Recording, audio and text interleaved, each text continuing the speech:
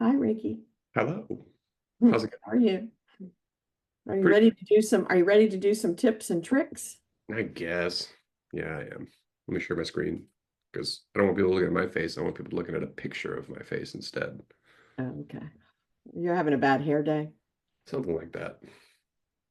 Yeah, let's Honestly, do they do plugs for beards? do you need like plug for that? I think Yeah, you 'cause could get hair extensions. I should get a rat tail. I hope this is Oh, interesting to nobody. I'm like basically your mother, your office mother. I can't go for that.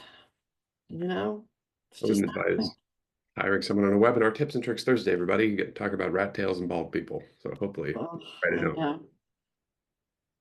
All right. Um, so welcome to Tips and Tricks with Ricky.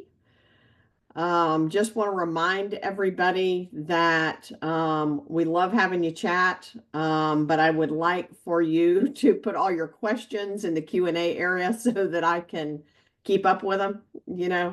I'm Ricky's moderator today, so I'll try to keep up with that. Also want to remind you that this is not the place for your suggestions on the product.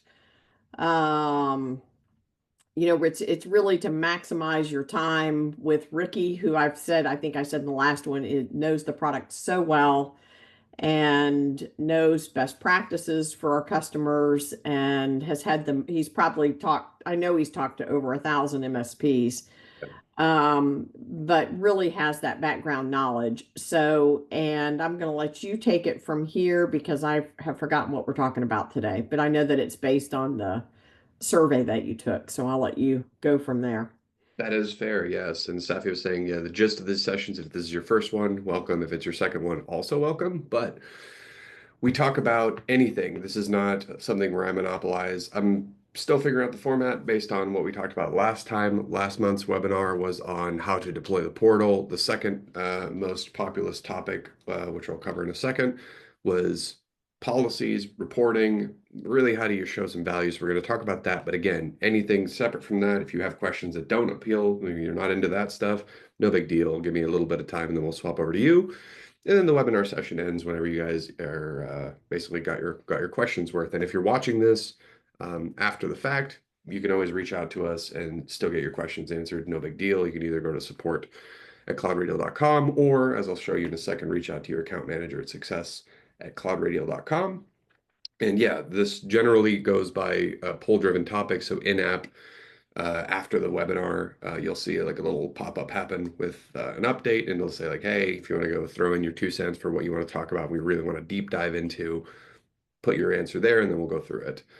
And like Safi said, she's going to be watching the thread for me, so I'm not trying to ignore you guys, but because I usually pop off and start really focusing, I tend to go through an entire explanation before I go to the next thing. And then last but not least, to reiterate, I'm not allowed to go into your tenant specifically. So obviously everyone here is a CloudRadial partner.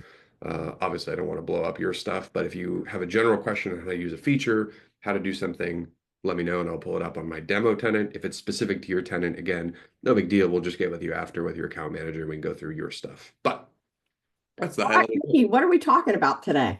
What's on Policy. the agenda? I reiterate, go Mhm. get reach your account manager because they're hungry for your stuff. But today's agenda specifically is custom policies and reports. So we're going to cover kind of how it's supposed to work in general. We're going to do a bit of a deep dive because we do this a lot where we mention these like policies, compliance stuff. Not a lot of people get super deep into them, and the partners that do really dig them. And this is specific to CSA. So we have CSA and Portal 365. Keep in mind that really, I like to, even though obviously I'm a vendor, I'm representing CloudRadial, we're talking about CloudRadial. If I could give everybody something of value from any of these webinars, it's to take away something like this. So even if you're not doing this with CloudRadial and you're kind of doing this yourself, take a look at how some of our other partners are doing it successfully, and maybe you'll walk away with something that would work for you. But in general, we're going to talk about what compliance policies are, how to set them up, how to customize them, how to complement those with in-app reporting for clients, and how you can use those policies to make something legible and sensical. And then lastly, is there other ways to visualize the policies? Spoiler alert, yeah, obviously. Otherwise, I wouldn't put the bullet point there. Duh. What? Okay, that's it. That's my four slide PowerPoint. So let's get started on stuff. And yeah, if you have questions you want me to go deeper into, Obviously, throw them in the Q&A is preferred. Chat's fine too because Saffie's watching it. And let's get started. Okay, so I'm actually going to start a little non-traditional. I'm going to start with a Reddit thread that actually popped up a couple days ago that I thought was a good reason as to why this is a topical thing. This is on the MSP subreddit. I don't know how many of you guys are active on there. Probably a fair bit because I know a lot of our clients are on there and a lot of just general MSPs of all sizes. And this happens a lot, right? And part of the policies that we're talking about today is meant to solve this issue, which without you having to read text on screen, I'll summarize it for you. How do you prove to a client that either things need to, you need to have action on stuff, and or how do you show a client that you're doing stuff for them, even though it might not look like anything? So this poor person in this Reddit thread is basically saying like, everything's good. We've done our job. All the tools are working real nice. And then the client's doing the classic, like, what do I pay you for? Slash, why do we need this service? It doesn't do anything. The classic conundrum. So in this thread, somebody mentions some stuff about CloudRadial, about throwing some reports in there, but I think this is a really good use case for why policies might be of value. So let's get into it and kind of have this in the back of our mind. The other thing that we did a couple days ago, if anybody from here heard about it, we did a webinar. I believe that was to prospective customers, but it was about uncertain economic times and basically how do you approach that, right? With people thinking about like, again, not MSPs, but your clients thinking about tariffs, thinking about how their business is going to be affected, thinking about hiring, firing, cost reduction, whatever.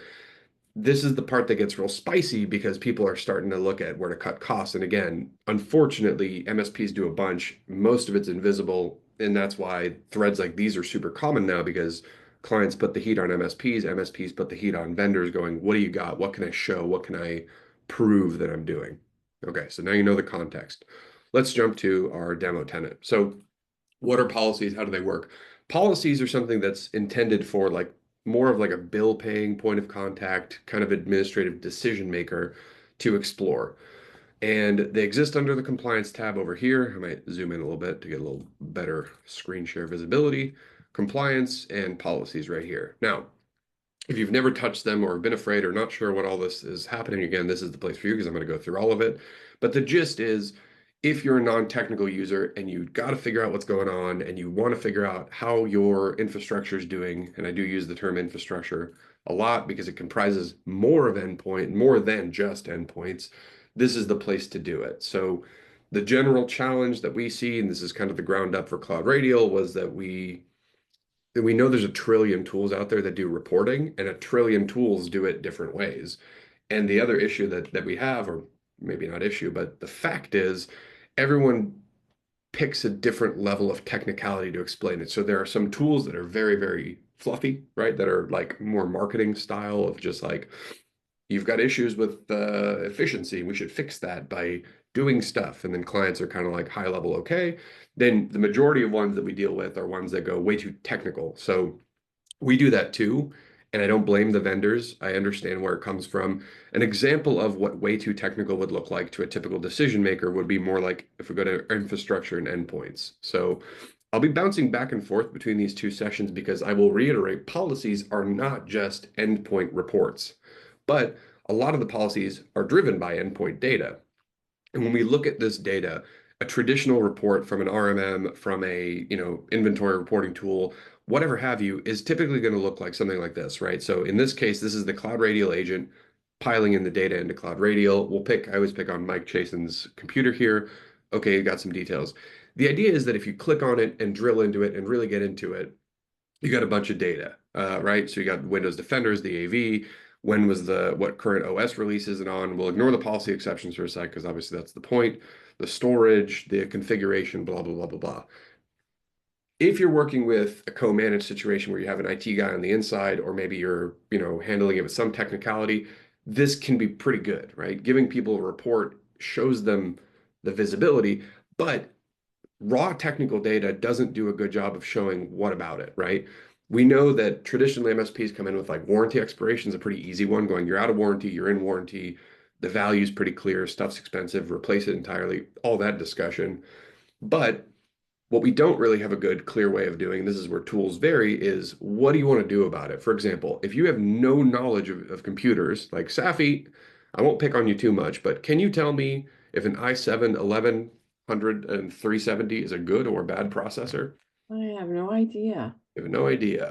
And if I told you that was top of the line, or if I told you that was years outdated, I believe you. you Hell wouldn't know, yeah. right? Or No, and but I second, you know me, I'm a digger. it's And I true. would be in there going, well, what do you mean? I like to have a little backup. I like the transparency, like to be able to look myself. So, And that's the thing. It's like sometimes you got people that will just say, like Saffie, she'll go, I think she'll want to understand it. She might Google it. She might chat GPT it now, right? oh yeah, Clients get ChatGPT, smarter with I'm it. big on that. Right. You'd be like, is this good or bad? Do I care about this? Is this serial number anything? Do we care about this? And then you got other clients again with that. What we're seeing nowadays is that a lot of times they look at this and they're just like, I don't know. But if you're coming in with, again, we'll use something very kind of low level, like a simple replacement of a machine or several machines, people can start to argue because they're like, I don't know what this really does. Is this good? Is this bad? And it's kind of based on your word. And this is the problem that a lot of MSPs have, which is if you're going to sit down with a client and educate them whether this is good or bad in your perspective, is this an outdated machine? Is it causing problems? That's a long discussion to have for one specific thing. It's not very strategic. So you can blow a business review talking about one line item and one thing times whatever. When in reality, you've got stuff like, what about the software? And there's anything risky? What about the security stuff? What about the, I don't know, does the RAM matter? What if your RAM, you have 2 gigs of RAM and it's a terrible machine? All that stuff requires a lot of conversation. So even though tools can give this data, your RMM, if you have an RMM, they can give this data and more. The reason that we have our own agent is because we wanted to take only the stuff that we could make a discussion out of. And again, we'll talk about how that all applies, but between the like networks, I'm sorry, endpoints and servers are part of that. But then you get bigger into bigger discussions. What about like, okay, so your license counts, right? So again, I've got 14 out of 14 business basic licenses, Power Automate free, whatever. I've got a bunch and I only got 5 used. But you start to wrap in stuff. So you've got what about endpoint data and server data and user data and M365, I don't know, who's an administrator in there. So you've got all these different pieces that you can get inside of CloudRadial by hooking it up.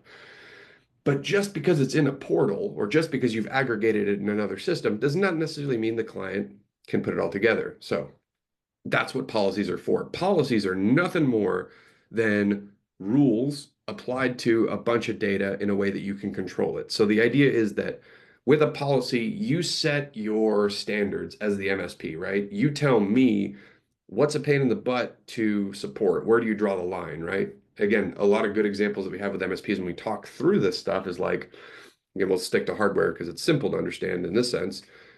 Nobody wants to support a modern machine that has 4 gigs of RAM that everybody works off of because it's going to be slow. It's going to put in a bunch of tickets. Everything sucks. Everything breaks, and that's where you start to come in with a recommendation. But how you do that in bulk is you would go in and say like, hey, we got an issue with, again, maybe it's efficiency. We got old technology, your server's old. You've got stuff that's out of warranty. You've got certain issues that are hurting your productivity. So like modern disk storage, like you're not running with SSDs. You got hard drives, whatever. You may run into, yeah, let's replace the hard drive with an SSD, but really a policy can start to have that discussion going, how many of your computers don't have SSDs? 7. Instead of just doing 7, storage replacements, maybe it's time and it makes more sense, tickets and all the effort versus just replacing the machines. It would be more cost effective to replace it. So policies visualize a lot of that data and they're supposed to drive the discussion up to a more strategic thing. And that's what you can do when you kind of equalize all the way that the data comes in. You can have kind of like that specific discussion. So But I want to say something here, Ricky, about this it's though, is that, going back to the agent, because I know that the MSPs are always like, oh, another agent, kind of thing. sure. But one thing that Cloud Radial does real well, and as Ricky said, I'm not as techy as most, but I'm getting there, is that we structured this data so differently that your clients can actually understand it. Right. And for me, in using Cloud Radial, I can kind of look at things and go, okay, we need to start upgrading computers and we need to start doing this. And I'm not a big believer in extending warranties either. I'm just like, buy something else, which is an opportunity for you. But if you think of me as the client, you need to talk them into getting better technology. We've got AI going. We've got different, processing that needs to be done. if they've had a computer for 3 years, they need to upgrade. So you need to sell them something else. And with the economic conditions as they are, you need to set them up for success to kind of weather the storm. So I'm a big believer in get things upgraded. I mean, we're doing it here. I'm like, okay, getting ready to see some increases in hardware costs. Let's upgrade developer units and sales units and so forth. But I'm able to see it because I can see it inside the policy report. And I'm also able to see it inside that area. See, I look at that infrastructure a lot, so I can kind of look at the different machines and so forth. But, use this as an opportunity, and I know that I'm kind of going off on the tangent on the equipment, but, you know, we structure it so you understand it, your client can understand it, and this is a great opportunity to use this now for your clients. That's really what it is. Because again, it's like a lot of MSPs get caught in that trap where if we're talking about like, let's just pick a random one now. So maybe it's not even related to endpoints, right? Endpoints is an easy one to hammer in on, but like, let's do this. Security has this strong authentication user. So basically, do they have MFA on, right? Sometimes MFA doesn't mean anything. So you might see instances on purpose where CloudRadial language doesn't really match what MSPs say because we purposefully keep it simple for the non-technical, but this is MFA, right? So what this does is like, and obviously we turned MFA off for our tenant to show a nightmare scenario, but um, the idea is that you're not necessarily having to dive into all the technicality, but you're having the discussion like if I'm doing a QBR or whatever business review or just a chat with Saffie, who's my client, I can go, hey, this is really important for XYZ reason. You can see based on our data, based on our reports, that we have this issue. If she goes, I believe you, what do you want to do about it? Fantastic. We're off to, revenue opportunities, or at the very least, just a better client because they're listening to you and they get more consultative advice, and that's a better relationship. At worst case scenario, if they start going, I don't believe you, or show me the data or whatever, it's nice to be able to go, well, the data is right here, right? We're pulling it from our endpoint report. We're pulling it from this, from that, from whatever. So again, hopefully the use case of policies is pretty clear. Now let's get into the nittier gritty of this part, which is how do you set it up? What do you like? What do you not like? How do you even figure out what's good? Well, let's look at a policy individually here, and then I'll show you how your tenant should be set up, and how you can kind of go from there. So when you go to add a policy, you are literally saying, what are we checking for, right? So you got a bunch of different types of them. And again, I'll pick endpoints because there's plenty of those. So when we look at like an endpoint policy, then you have a drop down that says like, here's all the things that CloudRadial can do. I'll talk about where this is going for the product in general, because there's a lot of talk about our endpoints API. There's some custom policy stuff that's more advanced. We'll address it. But for right now, if you're like, let's just talk about what policies are. Again, what rule do you want to apply on what area that you can? So if you're doing something, let's call it, the developers would say Boolean, binary, yes or no, right? Managed by Intune. Is this machine managed by Intune? Yes or no, right? You click on that. You can change the name of these things. You can change the description. So when it shows up in reports, when clients click on it, whatever language you want to use, if you just want to say, is it good? Does it have the right thing for us to manage? If you keep it super simple, cool. If you keep it more technical and they know what Intune is, whatever, cool. You got full on control over this. But the more interesting thing is this testing stuff, right? This is where a lot of MSPs they talk to us and it's like we've had discussions, we've had arguments, we've had collaboration because a lot of tools measure things in different ways. And what one of the big visions for CloudRadial was if we're going to have these policies, it's got to be transparent. And you can disagree with how we do it, but we need you to know exactly. So it's not enough that I say, is it managed by Intune? Each policy has this about this policy button so you can know how it's looking for stuff. So again, in this case, it's specifically looking for the Intune agent on the computer from the program list and just saying like, does it have it? Yes, no. If you go into basically any policy, so let's just do like OneDrive documents mapping, same thing. How does it look for that? It's going to tell you exactly how it finds it, if it's applicable to Mac devices, if it's not, whatever have you, right? So it gives you the flexibility to understand exactly what you're putting for new clients, exactly how we're measuring it. And if, again, you may have processes that are completely legitimate, completely valid, but they don't get picked up the right way, rather than waiting for a vendor to change a bunch of code to match your stuff, you can either accept this thing and change your processes if you want, or you can just say, we're not going to use that policy because it'll make us look bad. And this is where people kind of look for policies and they go like, wait a minute. I turned it on and we look really stupid now because all of a sudden it says the security's off and the productivity is no good. And this is the thing. If you're going to use policies, the one thing you have to do, this is the necessary evil, is you have to give them a look. You have to see if you agree with what they're looking for and if it's relevant to you. We put a bunch of the sample ones out there. But it's up to you to just take a meander and gander at these things and go like, yep, that's cool. Does it only apply to a certain operating system? Do I want that on laptops, desktops, virtuals, whatever have you? And even servers. Servers get their own type and so on and so forth, right?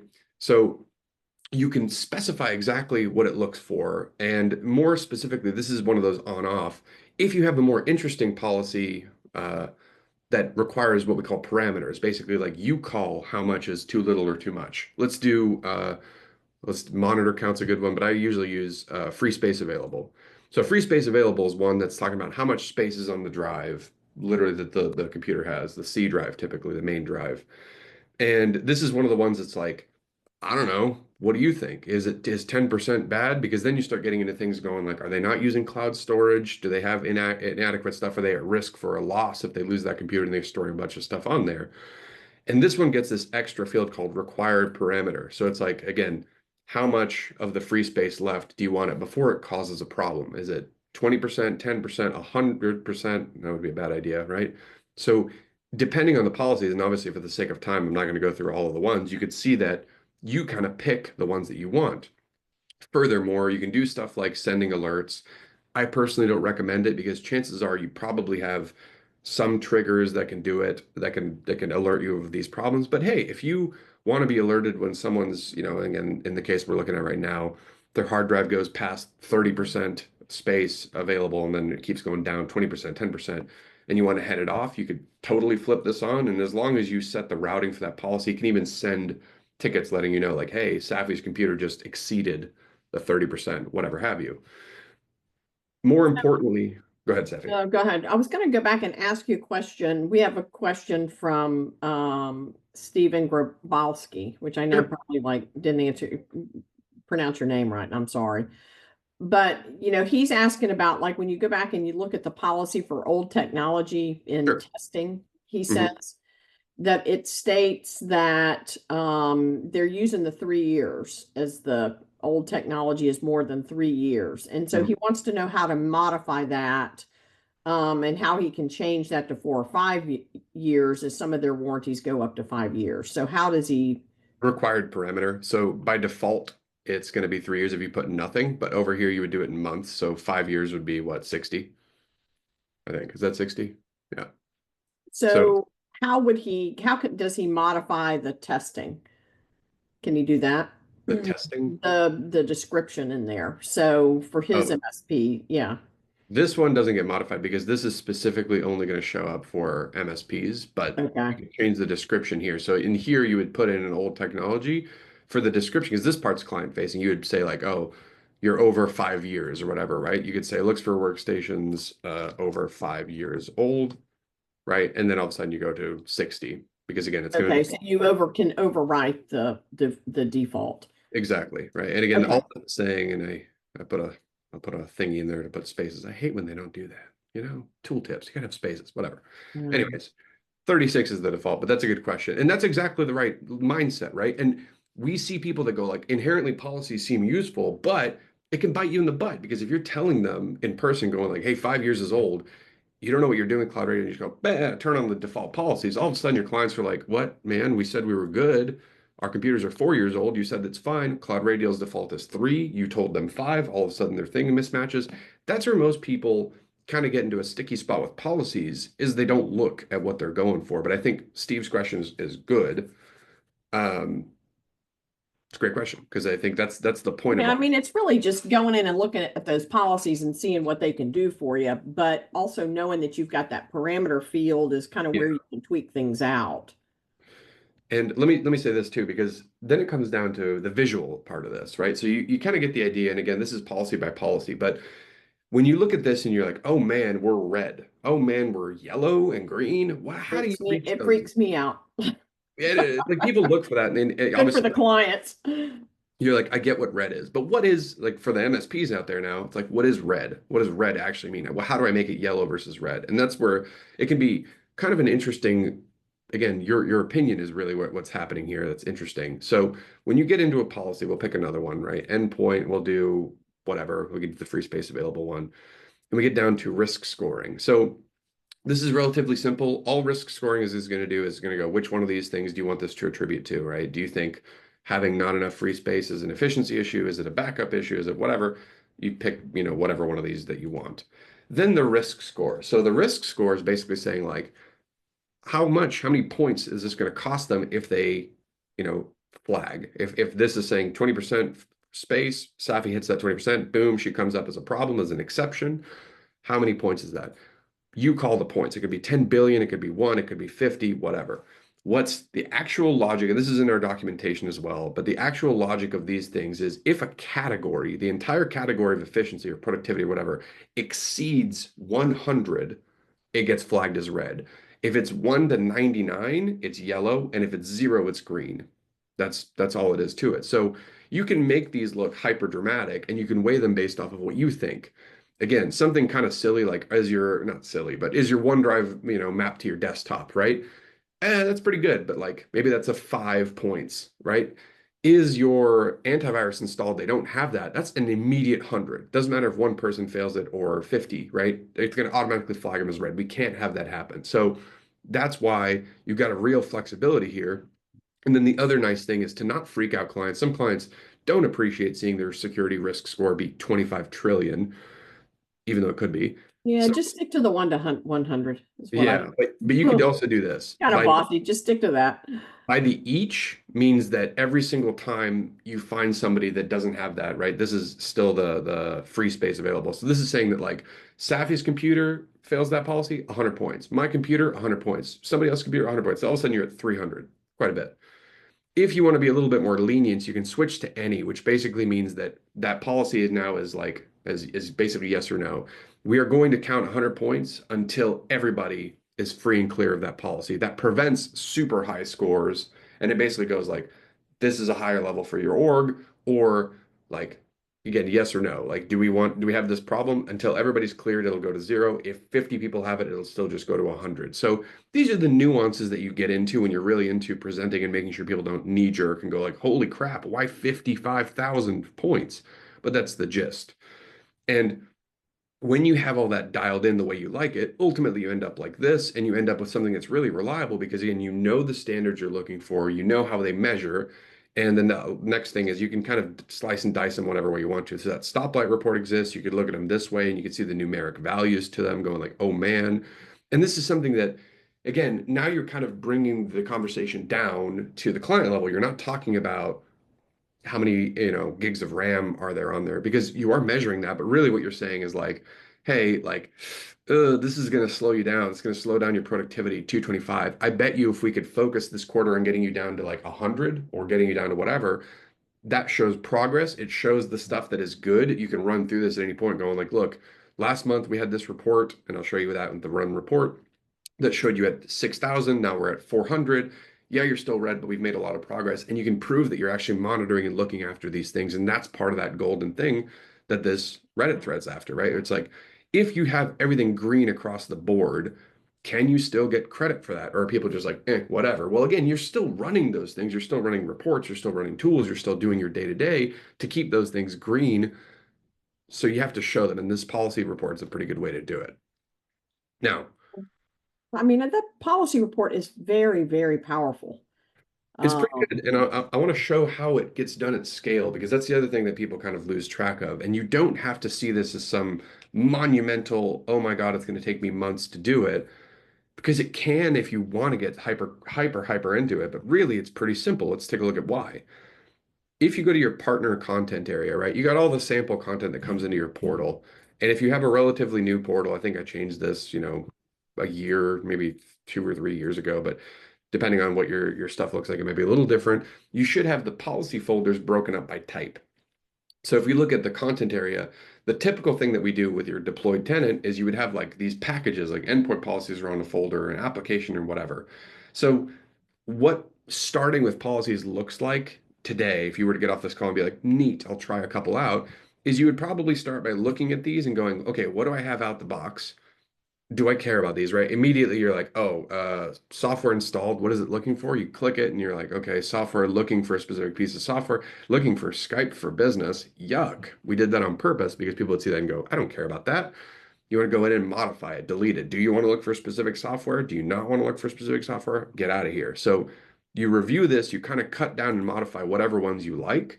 Again, that example of the what's old technology, people vary that all the time. What do they think is old? Old for a server, typically longer than a workstation endpoint. And then you can add more into each file and folder as you like. Okay, so Ricky, we've got another question, which is really good. Sure. Um, and that is when you go through and edit all of the policies, Mhm. is that for all clients? So I know when you go to that content area, it's for all clients, or is it just for that client? Is there a way to edit it globally? Well, that's a brilliant question. And that's exactly what I think a lot of MSPs run into as well. So, again, by default, we don't tell you who the policy applies to. We just say, here's a bunch of policies. You tell us who it goes to. And my usual go-to when I do implementations, or even the implementation team that we have now that runs through this themselves, we'll recommend if you're dipping your toes in here, first things first, just like think general. Just see if it works, see if you like it, see if you can kind of dial it in the way you want to. And in that logic, if you can get your base standards that are like, here's our minimums, you can get that exact thing going, right? Endpoint policies is currently going to applying to every user in all companies. That's the global standard. When you add a new company into CloudRadial, they are going to get measured from those endpoints on your standard. So it's a quick 2-second way of going, where do you land? Specifically, when it comes to agents, by the way, I'll just mention this as a thing. Our agent data and sync cycle is such that the agents are supposed to check in once per day. And then the policies also run overnight and they check in once per day. So what happens is the agent data comes in, we check them. We have every day, this is a fresh report. It's real and up to date. And even if you made a change like today, like I've had a lot of MSPs do whoopsie daisies where they were supposed to prep for a QBR and then they're like, whoops, I fixed that configuration issue 10 minutes before the meeting. I wanted to reflect on here. You can always manually push the sync too. So if you make a change, it'll go, yeah, cool. We're up to date. So long story short, yes, you can go through content and you've got all the folders. And my recommendation is set your standards, apply to everybody. When you get a better mastery, and this is what more advanced MSPs are doing with well, maybe not more advanced, but more policy prone MSPs, what they'll do is they'll take a package, right? So let's say you got these endpoint policies, and all of a sudden you're like, you know what? I'm going to save this package as, I'm going to make a copy of it. And then what I'll do is maybe when I make a copy, I'll call these medical or whatever, right? Then what you got is an identical content package of those policies, and you're like, you know what? For the average person, for like, Joe Schmo's flower shop, meh, whatever. I can put some pretty lenient parameters. But when it comes to my medical clients, software, they have to have this proprietary software installed. They have to have this thing. They have to be Windows 11 ready for compliance, this, that. So this is a nice way to do it because you can take your same set. And then what that comes down to is instead of publishing it to all companies, you can go in and take this content package, edit it, and put it to medical companies or whatever have you, right? So that's the more advanced use case. Don't think you have to do that, but that's what a lot of the people that I work with that do the advanced usage of this do. They create their custom things and they kind of grade them harsher or more lenient depending on the industry they're in, right? So that's how you can keep it kind of flexible. I'm going to delete this, but that's the gist. I see a lot of the Q&As popping up, but I want to make Okay, so I'm watching.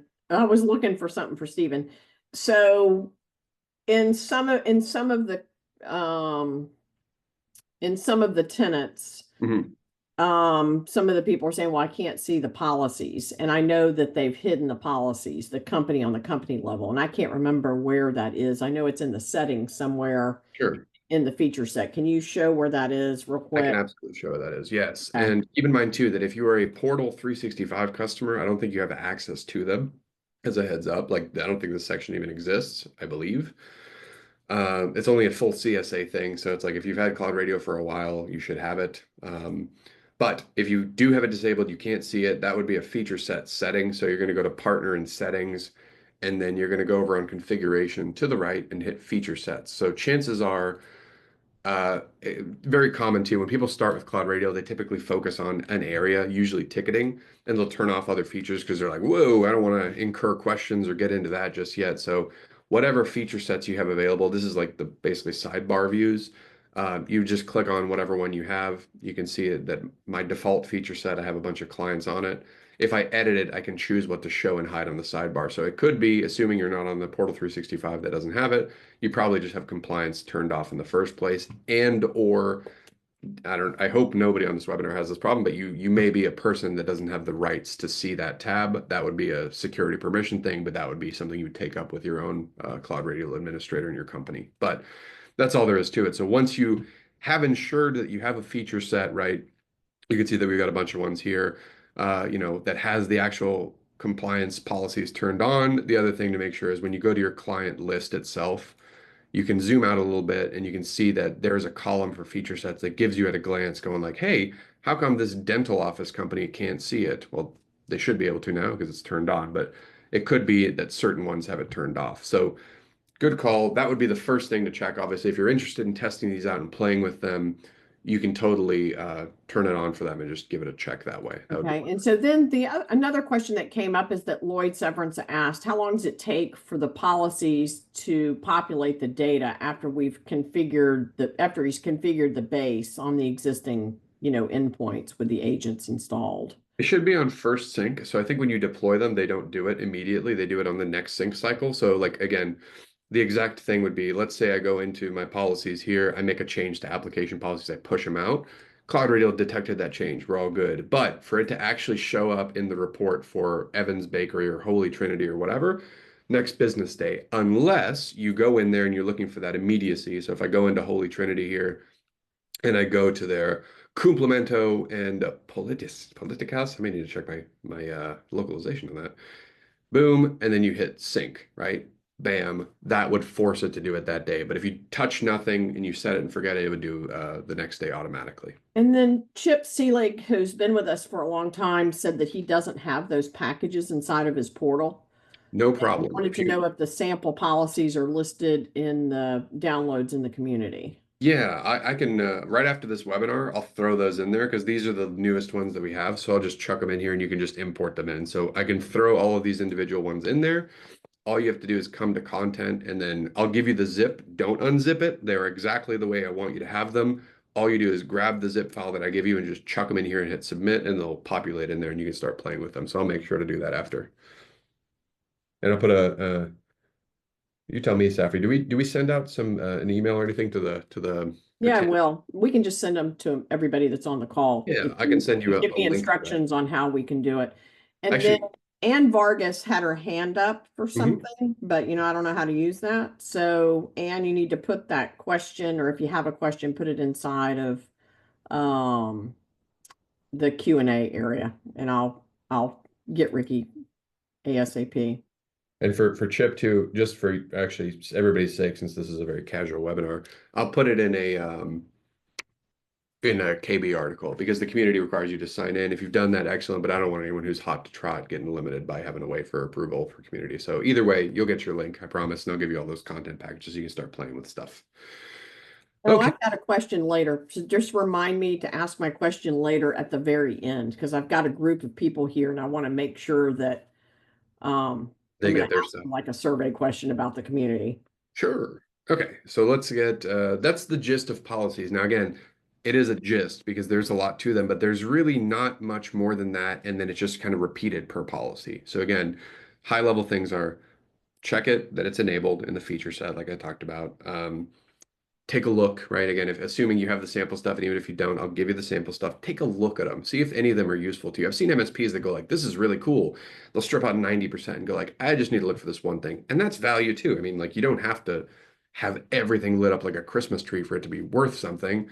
And then last but not least, okay, so part of my promise for this webinar in 20 minutes, I'm terrible at time estimation. It's been 40, whatever, was how do we visualize it? So we have the visualization in app. That's fine, right? Obviously, people can get to it. And again, by default, the compliance tab is only going to be something that your higher privileged admins can do. It's not like you're having to do this for day-to-day people.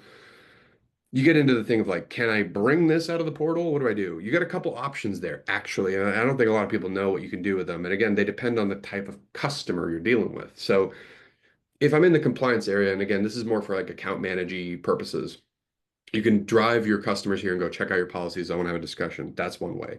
Method number two is you can actually pull reports. I don't really like these that much because they're very dry, but you could do this if you're looking for a very simple, like, hey, this is what's going on. Oh, actually, I'm gonna put an asterisk on myself and show you guys something cool that comes up all the time too. I'll explain why this guy right here has a strike through it. This is a really interesting use case that you guys might run into. But either way, the big picture here is that you can give them something like this and actually take it and put it somewhere. We also have this in a Okay, code. so where do you have that? Do you have that set up as a policy report?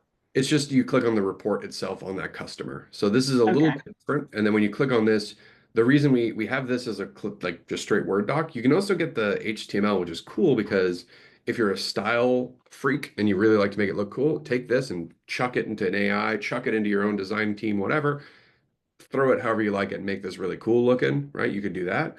Or what a lot of MSPs do that want to make it even simpler is the visualization in the in-app reports. So under partner and settings, if you go to report layouts over here on the right-hand side, you can decide what makes it into CloudRadial's like branded reports.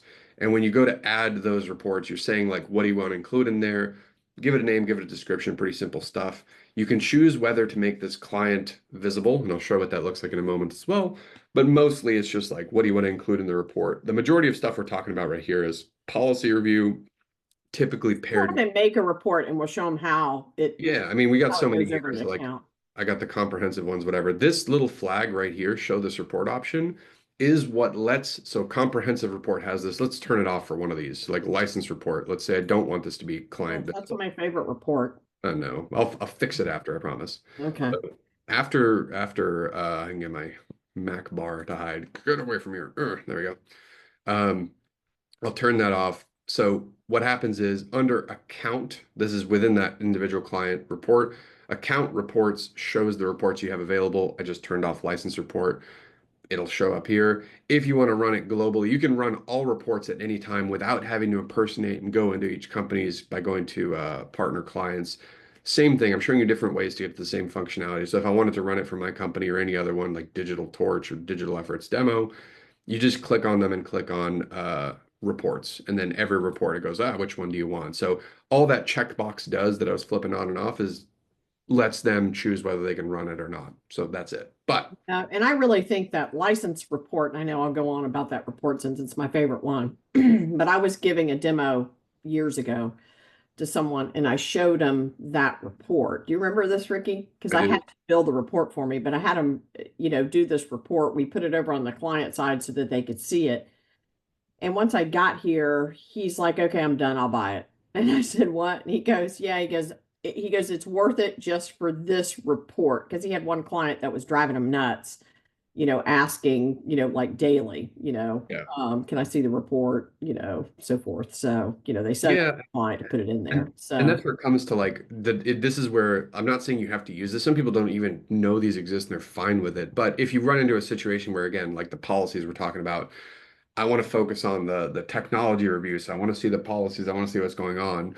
Having this apply your branding and give them a fresh report can give you a more official way than just like here's a Word doc or whatever prepared by whatever. Obviously, this is prepared by my MSP for my MSP, but otherwise it would say, their stuff. The branding itself comes from the branding setup you do in the tenant when you first set it up. And even then, if you don't know how to do that, just check out the documentation on our KB. Just type in branding and it'll tell you all about but this. even in that comprehensive report, I mean, a lot of this, Or if let's do not that. all of it, is your QBR. Yeah. So your clients have live access to that QBR data, so that when you do get the appointment and schedule that appointment to talk to them, you can talk more about the outcomes that you can provide for that company instead of going back to filling your bill, saying what you've done in the past, because everything is right there. And if there's any issues, they can kind of, they're flagged in there, but it's there. So when you do talk to the client, um, use that time wisely, especially now. They're going to be looking for cost savings. They're going to be looking for ways to make people more productive. What other things can we automate inside of processes inside of CloudRadial? Yeah. So, it's an interesting time, but I think it's also an interesting, opportunity for MSPs for their Yeah. QBRs. Well, you got to be careful because like I'll balance that out. I mean, if anyone who's watching what just happened there, like you saw it took a while to run and even was like not responding, come back. This is a demo tenant. This is even real data. And still, it like timed out because it took a minute to run a 129-page report. Look at me. Look at me in the eyes right here. Do not give your clients a 129-page report. I swear to God. Yeah, don't do that. Do the summary one. Do a summary, do whatever. Just because we can give you that power, don't do it. But if you're looking for something that they go like, oh yeah, they can benchmark themselves and then see like everything from the planner, which I know is not the topic of discussion today, to all the policies and where we're at, is a good way to say like, here we are, here's our time and place. We are tracking all these things. We know where you're at. We've recommended stuff, and it's like a good CYA, right? It's good cover your butt, CYB. Um, because you have all this stuff in there. So the visualization exists in the app. It exists in the reports. It's up to you on what works best. Some clients of MSPs are totally cool with just going like, it's in the portal, whatever, I'll check it whenever I want.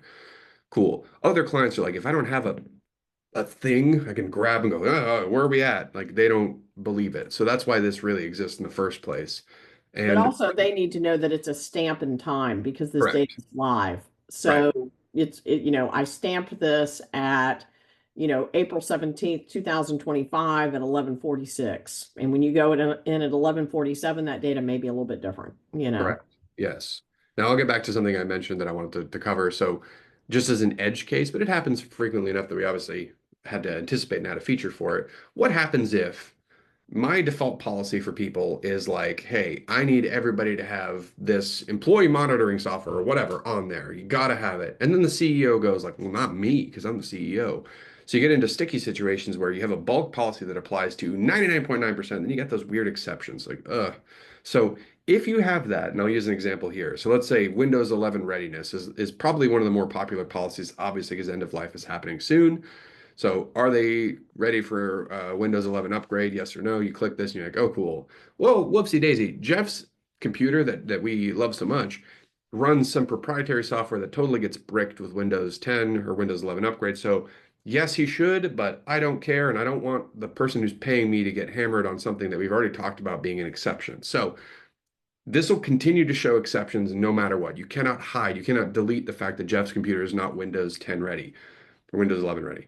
But if you don't want it to count against you and you don't want the client raising hands and going like, are you not listening to me? I told you that one doesn't matter. Stop pulling up on reports and hounding me for it.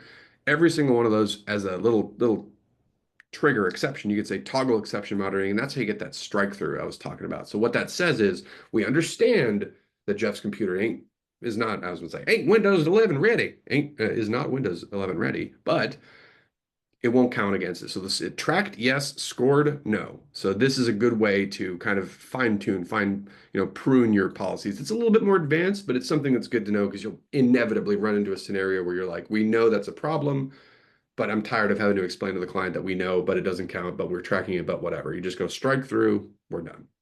So hopefully my 20-minute discussion was enlightening on policies. And again, if I could urge you to give them a shot, I would definitely start with specifically like Windows 11 readiness is pretty good. And even if that one isn't to your liking, another one that you could use for Windows, because I know a lot of MSPs are doing it now. If you go to like endpoint policies, one of the ones besides Windows 11 readiness is current OS. I think it's version actually. Yeah. Yeah, and you can change it to say like we're looking for Windows 11. So that way what'll happen is if I set this policy right now, let's just do it. Let me do a little test right here. Put a bunch of exclamation marks so we know it's ours. Okay. I'm going to rerun the sync right now. And what'll happen is, again, that policy won't get checked for a calendar day unless I sync it right now. So that sync job is going to run. And that policy is now telling CloudRadial to go scan every computer in here. And if they don't have Windows 11, tell me, right? Show me the issues there. So what we're looking for is we're looking for my quad exclamation mark as I put it under security, who doesn't have Windows 11 stuff, and here's the ones that are stragglers who are still on anything but Windows 11, right? Yeah, those are all testing machines. Who's Wade? Oh, but He's on MacBook he's Pros. on a Mac. Okay. I find it hard for him. That's where you come into the thing where if Saffie were my client and goes like, Wade, do you know what you're doing? You go like, oh, my bad. Let me just change that to desktops and or just Windows OS people, right? So you can get into the idea pretty easily of just like, where would you use this? Why would you use this? Scenarios. Don't go in there thinking you got to do all the policies for all the things, but something like that, pretty useful. And again, really easy to visualize something and have that quick conversation going. We know these are out of date. We know this is going to be a problem. Do you want to do something about it? And then I'll chain this with one last thing, and then I'll open the floor to questions because I did monopolize the thing. Sorry, everybody. Is if this becomes a discussion and you don't want to get hammered again, Saffie's my client. She's not listening to me. I've tracked that she's, not doing this OS version thing. She's out of date. I don't want to support it. I don't want to cover it. They pay their bills. I don't want to fire them. I'm in a sticky situation.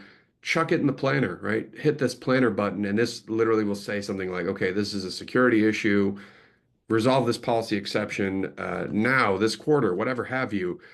You can put your notes in here, but this is just a fast way that if you want to chuck that in there and go, okay, noted, then later when you go to run a QBR business review and you go back to the planner in CloudRadial, that resolve exception will be there. So you can say like, hey, we really have to do this. And or if they say, no, thank you, I don't care, stop bothering me, I don't have the money, you go, all righty then, right click, move to options. Again, this is not the QBR training session, so I'm not going to go too deep on this, but the idea is that it's not just to say I've done it and pat on the back and don't fire me. Like that's fun. But the other one that's really good is like if I'm your consultant and I'm telling you you're in major risk and you go, I don't care, I don't want to listen to you. I go, I've proposed it, you've declined it. Maybe we want to change the status to full on declined or whatever have you, right? So we're going into our, where am I looking for? Status. I'll say client declined. Okay, we'll change that up. Then all of a sudden I can go like, hey, I talked to Saffie about it last quarter. We've notated it. We have reports on it, whatever. I've done my due diligence and there's no more finger pointing going like, you never said, you never brought it up. It's like, it's been in your portal. It's been reported. We have it tracked. You signed off on it, whatever, in the portal, right? Do you have to do this in CloudRadial? I am the worst CloudRadial representative ever because I always say, no, you can do this however you want to, but it's a lot easier when you have a platform that does all the context in one. So that's how policies are designed. That's why they're designed to work together. And that's why the visualization kind of adds all this stuff up in one. Yeah, I really got to re-estimate how Does long. anybody get to ask questions, Ricky? Because we've got like Yeah, go ahead. I'm sorry. A lot Does of people have question on policy. anybody have any questions? I've tried to answer them as we've gone through, and I think we're actually doing pretty well. That's good. Yeah, again, if there's other stuff, my goal with tips and tricks is not to bore people because I know that if I put in something going like we're talking about policies, a lot of people don't want that or they don't want to engage. But then again, a lot of people think they don't know what features can really do. So if I go like we're talking about dashboards, they're like meh, and then all of a sudden they get into a discussion of like, oh, I can show bright gauge reports and dashboards. That's what I really wanted. I don't care about CloudRadial dashboards. I like my bright gauge stuff. So I think I'm still gonna keep kind of going based on the poll topics. Here's what we're going to talk about because I can swing this in any way you actually want. It doesn't matter about the feature in CloudRadial. It's like, what are you trying to do? And in this case, the majority of policies today are I'm just trying to have a good conversation with clients. I'm trying to get them to get off my back for what am I doing? And I'm trying to elevate the conversation so they're not constantly asking about which licenses are overdue or out of use or whatever the proper term is, unused licenses or right. This is a one that Saffie talks about a bit, where it's like I like that one. Power Automate. This is a good example going like, hey, we got a billion of those. I don't care. Like noted, we have a lot of unused ones, but this policy report at best can be like cool conversation, understand what we're doing, saved me some money, made me some money, showed me some risk, and that really adds a lot of value because clients, they get this. It's in plain English. That's it. Well, I think that we don't have any other questions. I'll take it. So I'm going to ask my question. So Shoot. you'll have to cut the video right here.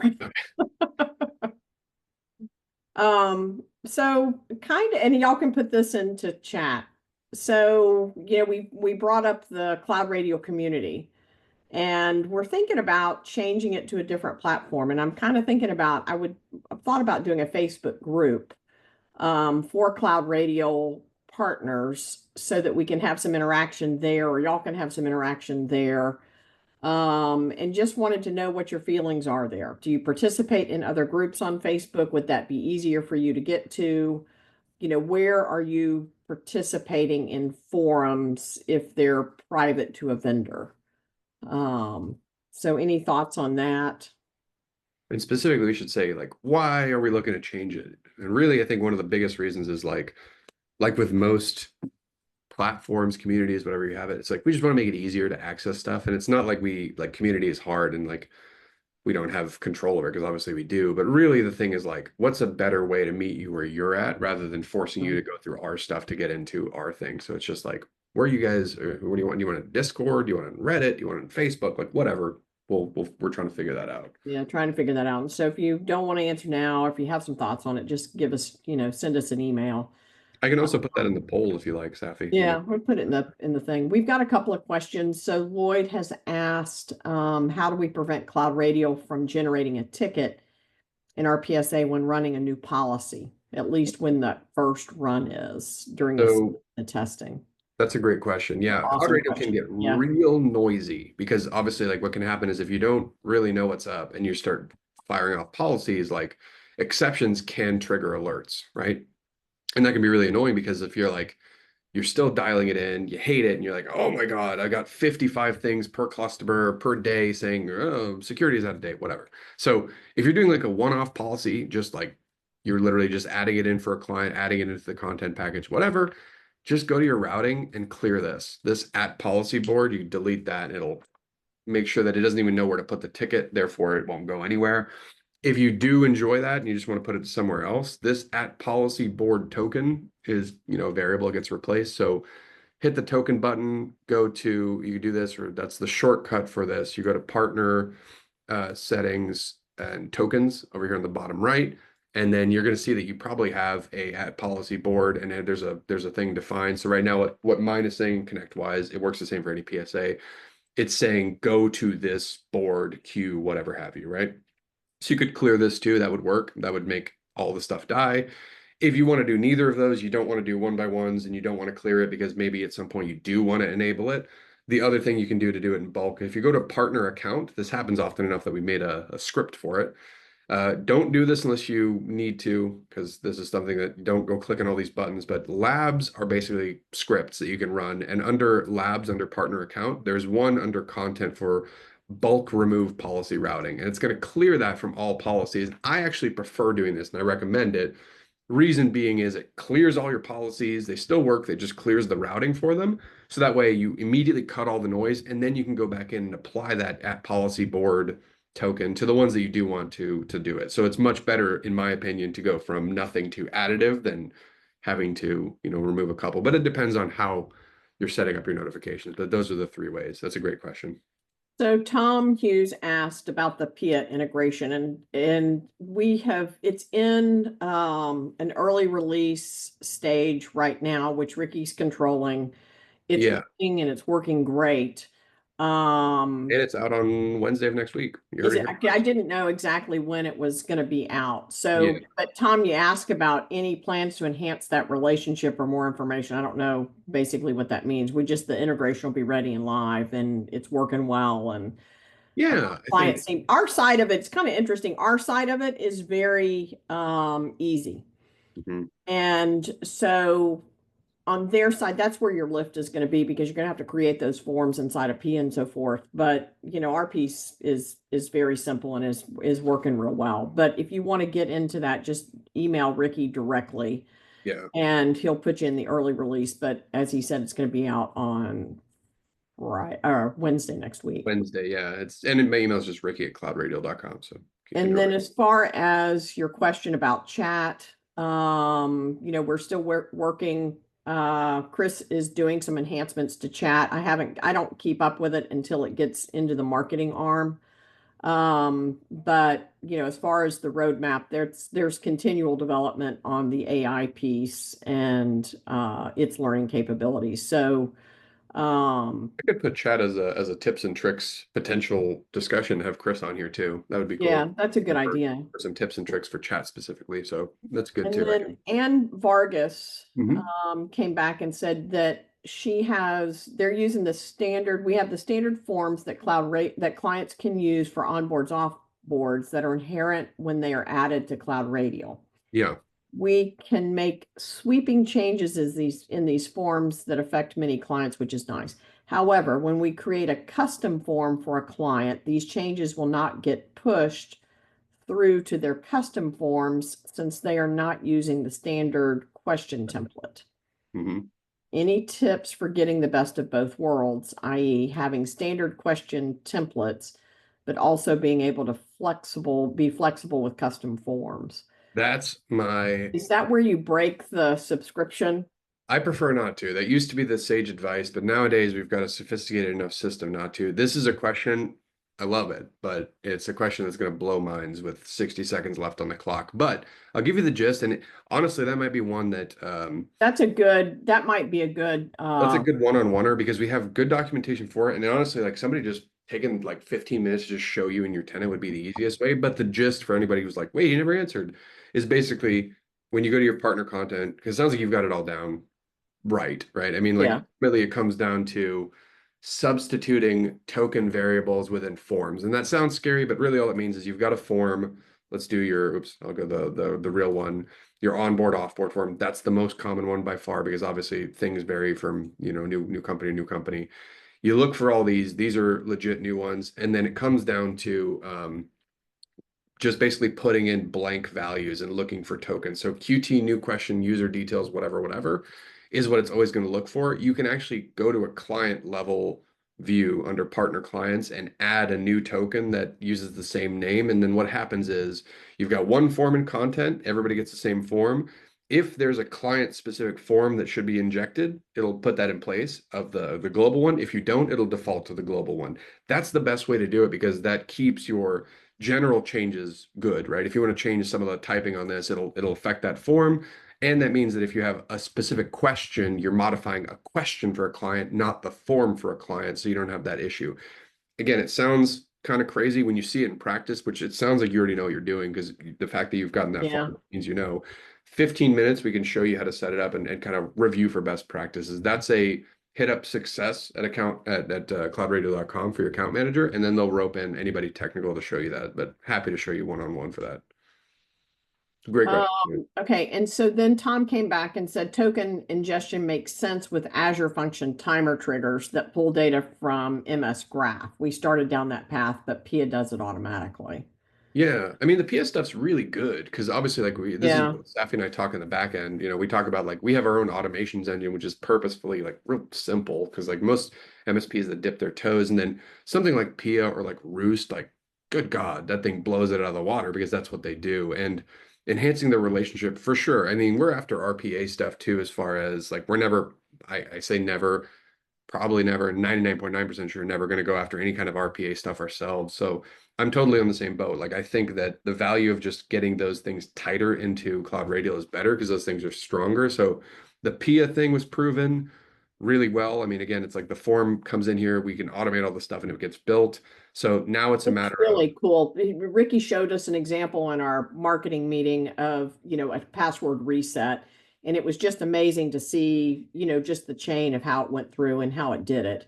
yeah. But um the automation, our automations are simpler, kind of that drag and drop. Mhm. Um And that's what he's talking about. Like you can yeah, do some of that stuff through webhooks and like through some cleverness here and there. But obviously, again, like something like a Pia or like a Roost that's direct connected into AD that can has like all this giant list of what would you like to do. You still need to know how to do it. But I agree that the value is like ultimately the way that we see ourselves is like, hey, those guys are brutes in a good way when it comes to all this power. But then when it comes to showing the client, you run into the same issue as any other tool, which is like, well, to get a client to fill out that form, I have to get them into another portal and then multiple portals is a pain. So it makes sense. We don't have beef with them. That's why we're just like, let's just stick your forms in our forms and make it all work. So I think the concept was proven for us that like that's a good thing.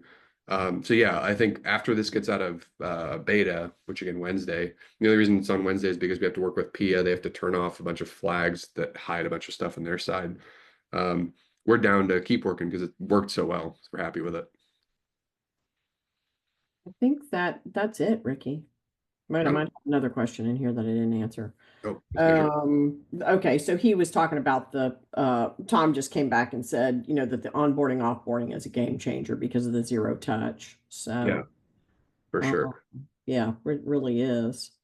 Okay, so let me recap for everybody. Thank you for hopping on. Obviously, I know I took most of the time for policies. The things I think we're going to do after, and I'll do this real quick.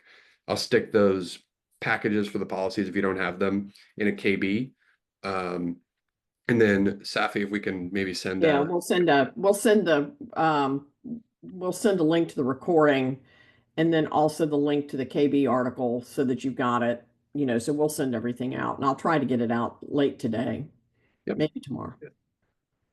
Well, thank you, everybody. I Late really today. appreciate you taking the time to hang out and learn about some policies and just chit chat. And again, conversation doesn't have to stop here. Anything one-on-one, like Anna was saying, it's like always hit up success at CloudRadial. Account managers are good because if they don't know it, they'll at least rope in like an implementation person or a support person to figure out the issue or show you how to do something. And if you have any other stuff, again, pop on, ask more stuff. No problem. Like this is a chill sesh. All right. Thanks again, y'all. Enjoyed Do my I should lasers. say seeing everybody, but Work. seeing your emails come through. All right. Bye, guys. See you guys.